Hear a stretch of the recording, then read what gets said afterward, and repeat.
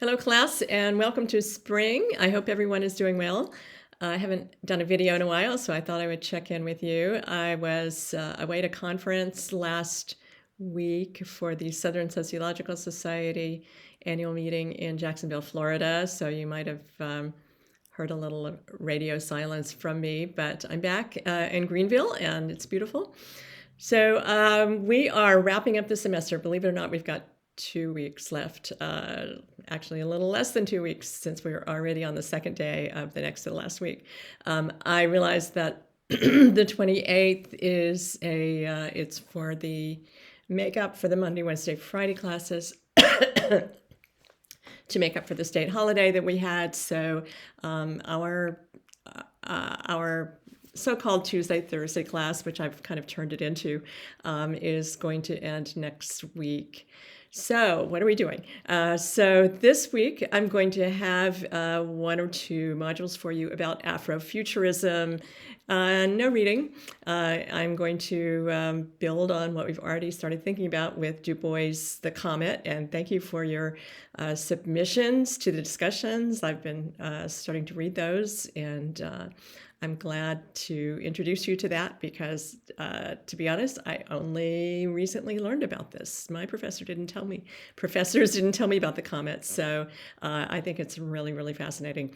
And so we're going to build on that to think about what we call Afrofuturism this week, and I'll share some thoughts, some links, some videos. Those of you who have seen the movie The Black Panther, you've got a head start because that's one example of what's being called Afrofuturism. So look for those. And then what else are we doing? You are writing a short story, and one of you asked me how long it should be. I say the sky's the limit. Don't write a novel. I don't think you've got time to write a novel, but it could be as long as the comet. It could be a little shorter. It's up to you. Just as long as it's something that you feel like can have some sociological themes. I'll share with you a funny one they did in class last year, which was we did these in groups, even though you're doing them individually this time. And one of the groups wrote about an oppressive society of unicorns, and they were oppressing the pterodactyls, and the oppressor was named Susan, of course, Queen Susan. And so there was an uprising by the pterodactyls to overthrow the horrible Queen Susan and get their rights, and they were all liberated and free. So there you go. So anything fun like that is fine. I just want you to play around with it and to think about the way that speculative fiction can have sociological meanings and does have sociological meanings. Think back to Star Trek, right? It was this futuristic, idealistic world. And in fact, I learned that originally they were going to have a woman as the captain of the ship, and then the studio or whoever was in charge said, "Oh no, Americans aren't ready for that yet." This was in the 1960s, and so what's ironic about that to me is this is set in the future. So I don't know.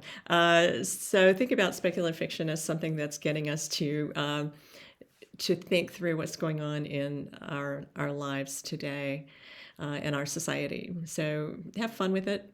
And then I'd like you to do a theoretical reflection on the meaning of that for you. For the discussion board, I would like you all to post those. So if you would like to read it and do a video, that would be really wonderful because we'd get to see each other's faces and hear your voices. I would love that.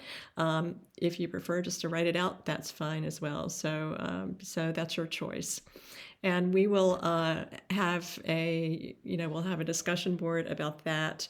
And then your final application paper, you're going to have a choice.